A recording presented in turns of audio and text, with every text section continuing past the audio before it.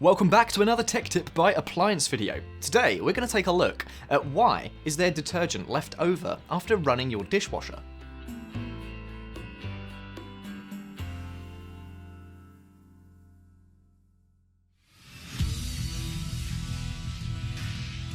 Be sure to visit ApplianceVideo.com, where you will find thousands of videos on the latest technology. For a limited time, you could save big on an annual membership and take advantage of all our premium benefits. ApplianceVideo.com. Do it right the first time. These are the top 6 reasons why there may be detergent left behind in your detergent cup. Number 1. Adding detergent to a wet cup. Detergent can clump up on any residual moisture in your detergent cup. Always ensure your cup is dry before adding detergent. Number 2. Overfilling the detergent cup can cause some residual detergent to be left behind.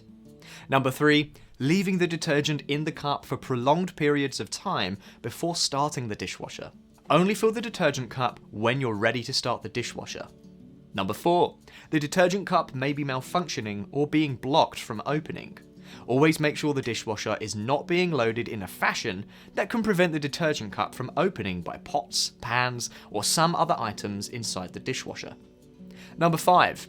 You may have a defective solenoid that opens up the detergent cup. This would require replacing the detergent cup assembly to correct the issue. And number 6. You may have inadequate water coming into the dishwasher. The detergent needs to mix with water to activate and dissolve. The most common cause of low water pressure is a restricted water solenoid or inlet valve.